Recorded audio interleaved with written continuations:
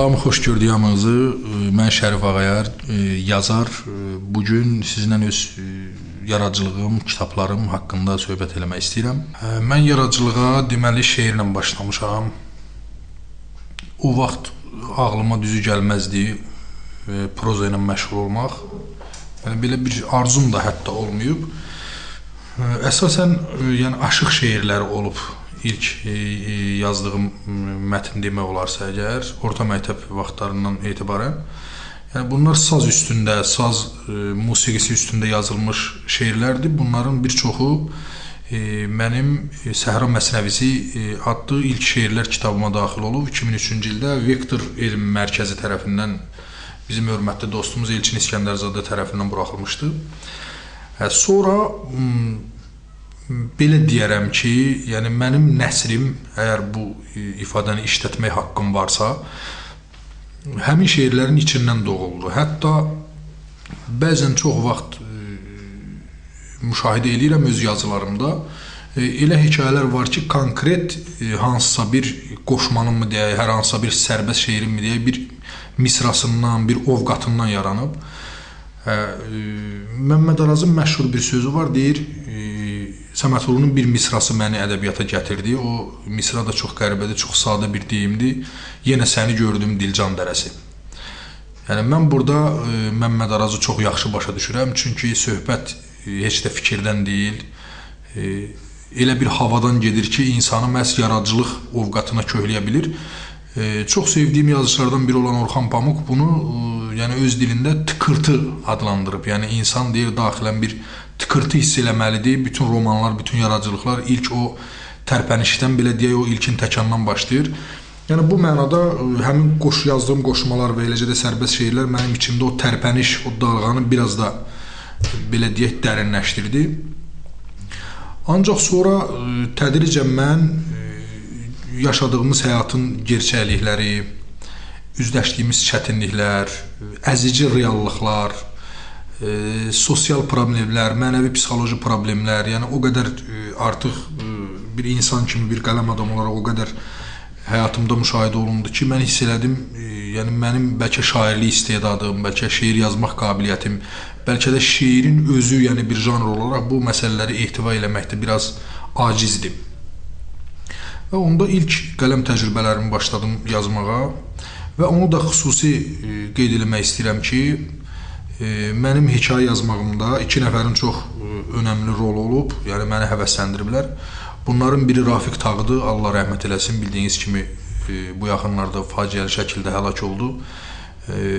Yəni onun birbaşa yaradıcılığı, yəni konkret təsiri olmasa da, bizim yazılar bir-birinə belə deyə oxşamasa da, yəni mənim bir həvəsə gəlməyimdə, yazı yazmağımda onun mətnlərinin rolu oldu. Bir də bizim dostumuz Rasim Qaraca o vaxt Alatoran jurnalı buraxırdı. Yəni mən təzə-təzə nəsrlə məşğul idim. Söhbət 2000-lərin artıq ortalarından gedir, yəni şeir kitabından sonra.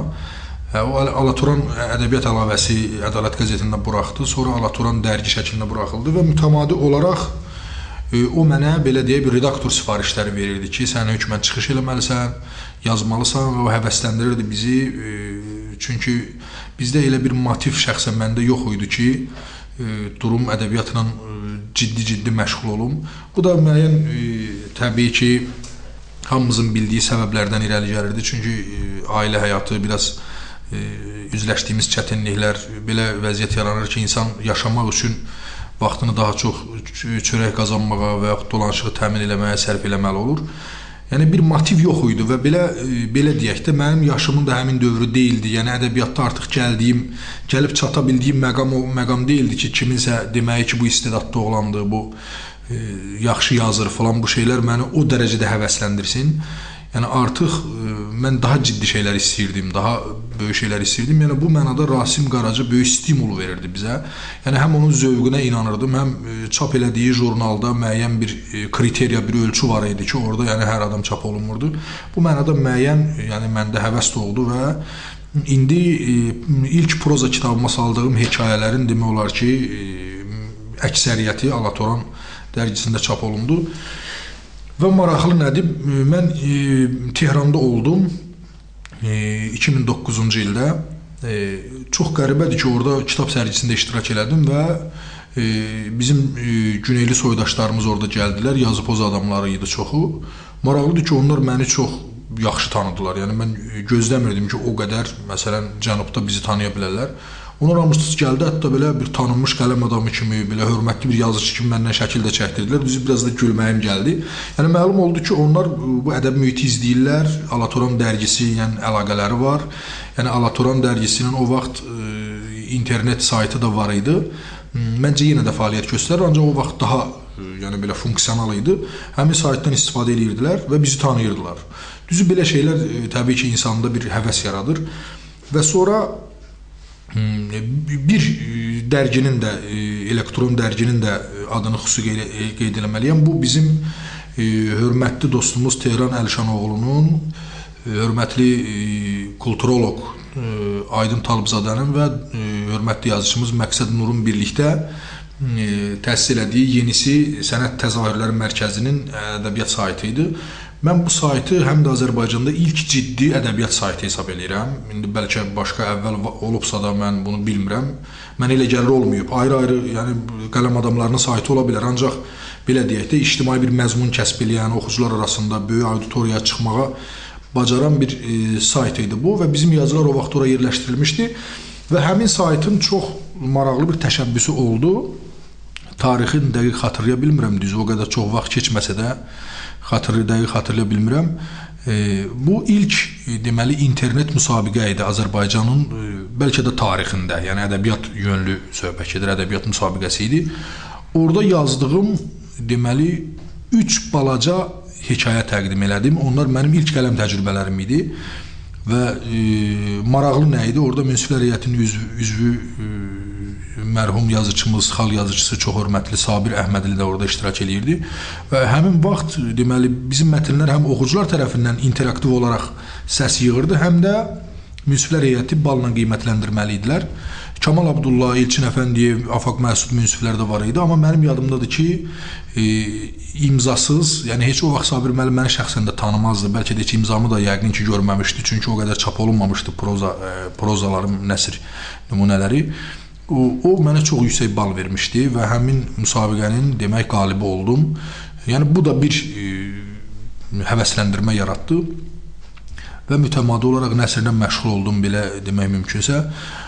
Onu qeyd edeyim ki, mən əgər əvvəldən bilsəydim ki, nəsrə gəlib çıxacam, proza ilə məşğul olacam, bəlkə də ədəbiyyatdan uzaqlaşardım vaxtında. Yəni indi mən hesab edirəm biraz gecdir.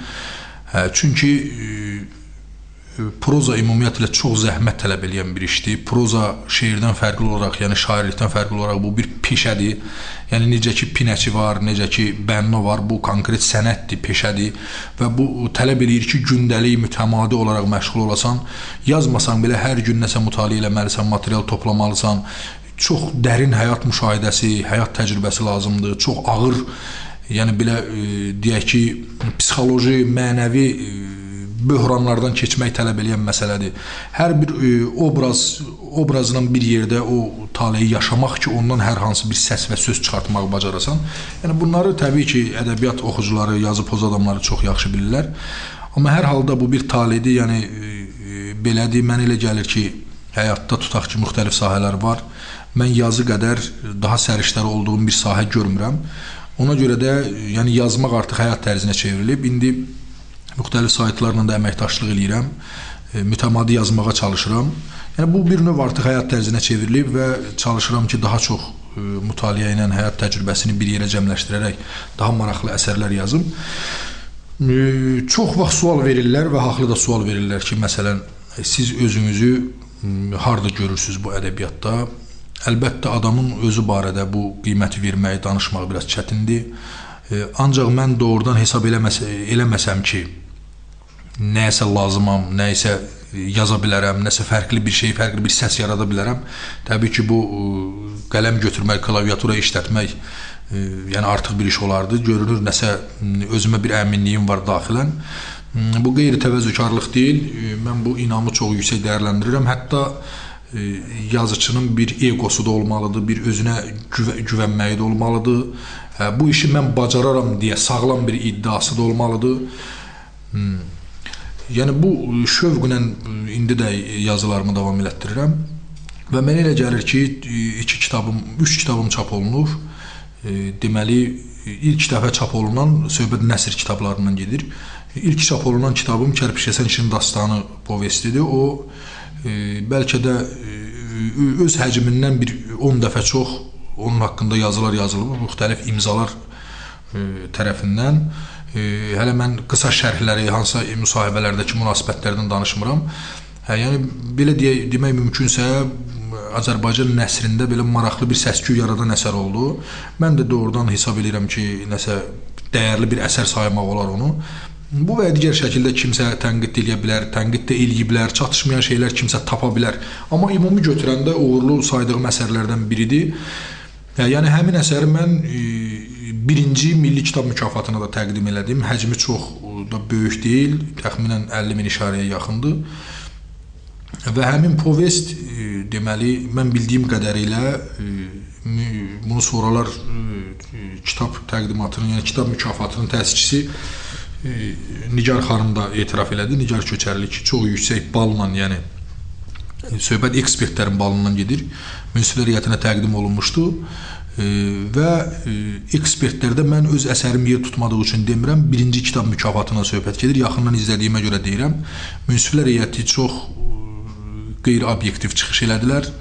Yəni, mən yenə də deyirəm, bunu özümə görə demirəm. Orada Rafiq Tağının, Fəxri Uğurlunun çox dəyərli əsərləri var idi ki, layiqincə qiymətləndirilmədi. Rafiq Tağı kimi yazıcı ümumiyyətlə heç 3-cü yerə də layiq görülməmişdi. Yəni, bu absurd bir Azərbaycan reallığı idi. O vaxtda etirazımızı da bildirdik, ancaq çox səs-küy yaratmadıq ki, əsəri yer tutmayıb, narazıdır bu mənada. Və sonra da dərhal kitabın təsisçisinə bir mesaj yazdım. Yəqin xatirində olar ki, biz yer tutmadığımıza görə kimdənsə incimirik, narahat olmayın. Yəni, yazdığımız əsərin dəyərini biz bilirik, onun kimsə qiymətləndirməyə ehtiyacı yoxdur. Hətta sonra bir neçə adam yazmışdı ki, Şərif Ağayar Kərpiçkəsən kişinin dastanı povestini bu münsiflərin müzakirəsinə verməməli idi. Mən sizə deyim, mənim ürəyimdən hardasa bu his keçib, çünki o biraz avtobiografiya ilə bağlı bir əsərdir, çox həssas məqamları var. Hətta elə yerlər var ki, onu mən yazanda həqiqətən gözlərimdən yaş axıb.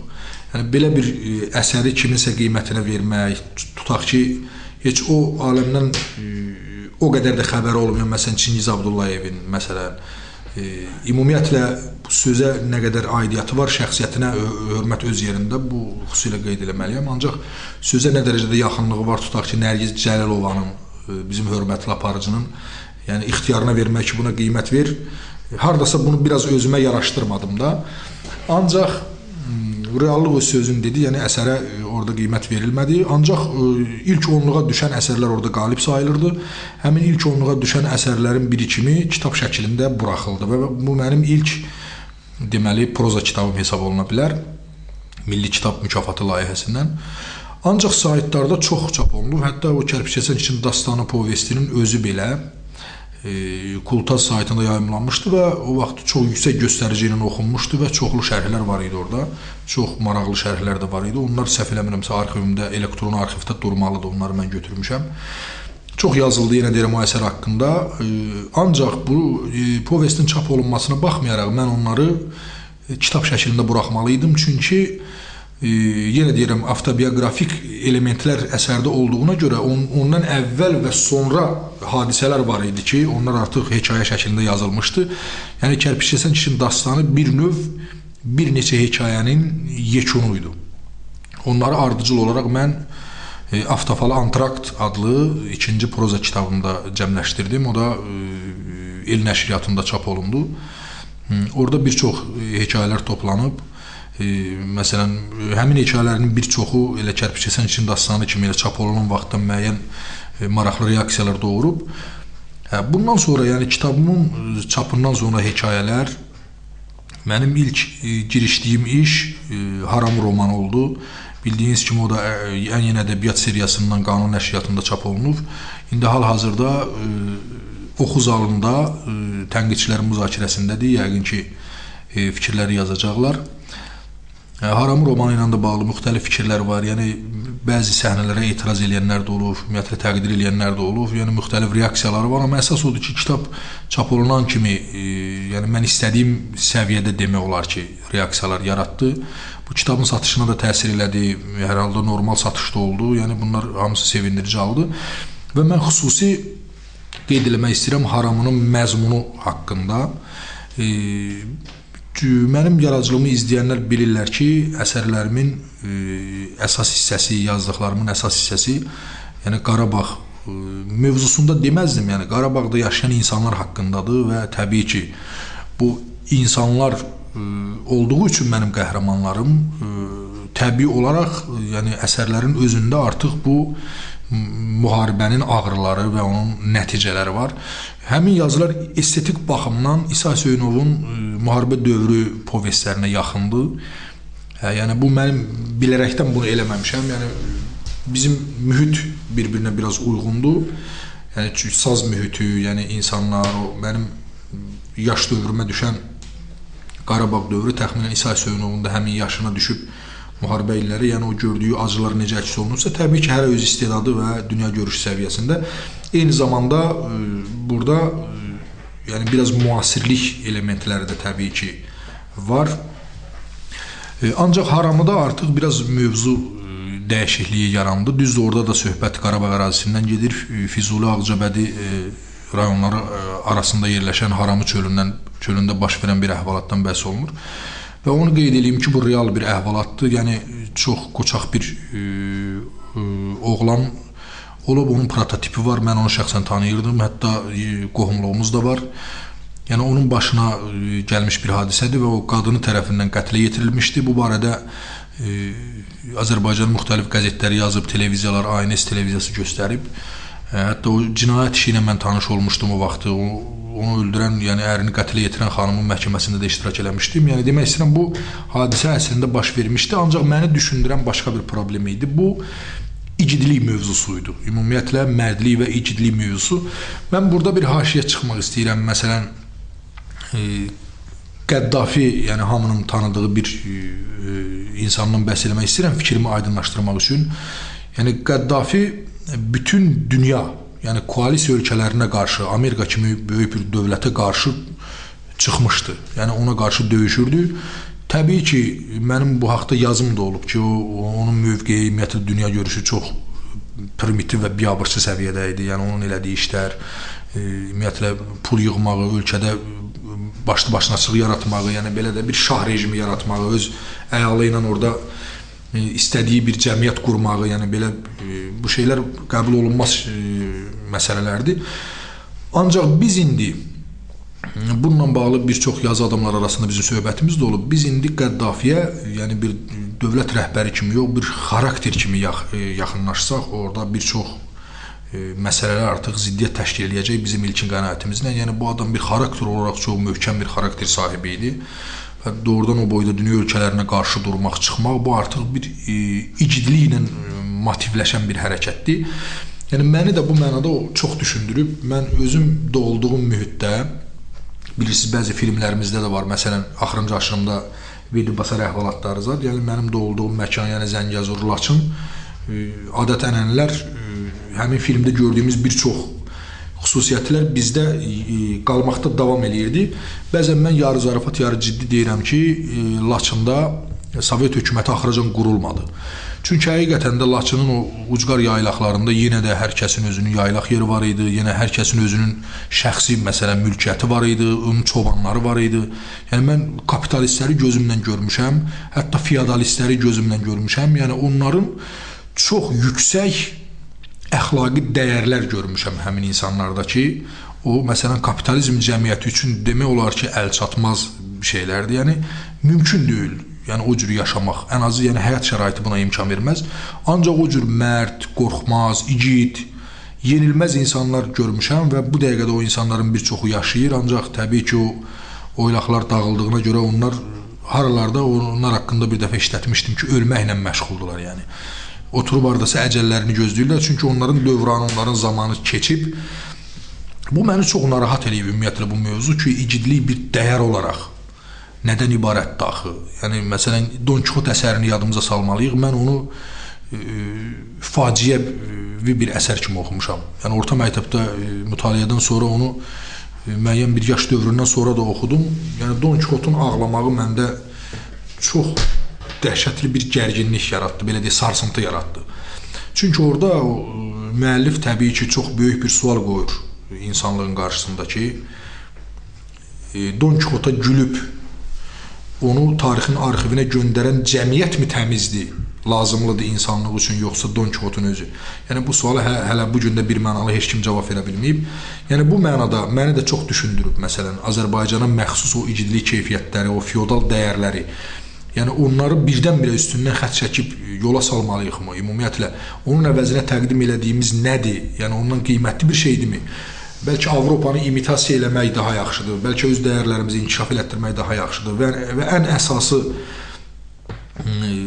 bəlkə həmin bu xüsusiyyətləri zamana uyğun istiqamətləndirmək lazımdır. Yəni Haramı əsərinin qəhrəmanının bütün qoçaqlıqları, yəni onun daxili enerjisi belə deyək, məqsəd yönlü istiqamətləndirilməyib vaxtında. Yəni onun üçün vətən anlayışı ancaq yurddan başlayır, yəni yurdun sərhədlərində məhdudlaşır. Uzağı bu rayonun sərhədlərinə qədər çıxa bilir. Yəni Azərbaycana çıxa bilmir. Azərbaycan adlı bir məfhum onun beynində yoxdur. Onun üçün rayonlar var, yaxşı oğlanlar var. Ümumiyyətlə bu barədə çox düşünmüşəm və Haramda da mümkün qədər bu məsələlərə aydınlıq gətirmişəm. Təbii ki, müəllif müdaxiləsi olmamaq şərti ilə roman həmin əsərin qəhrəmanı Səməndərin yanında çobançılıq eləmiş ali təhsilli bir şəxs tərəfindən qələmə alınır əsərdə. Yəni müəllif o adamdır, o gördüklərini yazır, başına gələnləri yazır. Ümumiyyətlə əsərin oxunaqlı olduğunu deyirlər. Mən də razıyam ki, yəni doğrudan da əsəri oxumaq, rahat oxumaq mümkündür. Mənə elə gəlir bu yazıcı üçün çox önəmli faktorlardan biridir. Bədii ədəbiyyat oxunmalıdır, bu aksiomadır. Əgər ağır oxunursa, yazıcının dili pintidirsə, yaxşı deyilsə, bu yazıcı üçün çox böyük minusdur. Məsələn, bizim çox tanınmış şairlərimiz var ki, onların dili bərbaddır. Ancaq şeirdə bu müəyyən qədər qəbul olunan ola bilər, nəinki nəsrdə. Tutaq ki, illahda sərbəst şeirdə müəyyən naqolay sözlər işlətmək, müəyyən nə bilim, bir-birinə uyuşmayan ifadələr yanaşı qoymaq hardasa mümkün ola bilər, ancaq nəsr belə bir şeydir ki, onu yəni bütöv mətn yaratmaq üçün yazıcıdan peşəkar qələm tələb olunur və öz dilini, öz ana dilini çox yaxşı bilmək tələb olunur. Mənə elə gəlir, yazdıqlarımda, indən belə yazacaqlarımda və ümumiyyətlə məndə ədəbiyyata olan həvəsdə əsas verir ki, işləmək lazımdır. Bütün hallarda, bu fikri bir neçə dəfə demişəm və yenə təkrarlayıram, bütün hallarda yazmaq susmaqdan, sakit dayanmaqdan daha yaxşıdır. Uğursuzluqdan qorxmaq lazım deyil, məsuliyyət hiss eləyərək məhsuldar olmaq lazımdır, yazmaq lazımdır və mən bütün təcrübəmdən, mütaliəmdən nə qədər ki var, çıxış eləyərək deyə bilərəm ki, yazıcı üçün bircə kural var, oxumaq və yazmaq. Və bu istiqamətdə də fəaliyyətim sağlı olsun, davam eləyəcək. Çox sağ olun, hamınıza uğurlar arzulayıram, çoxlu mütaliə arzulayıram, kitabı sevməyi arzulayıram.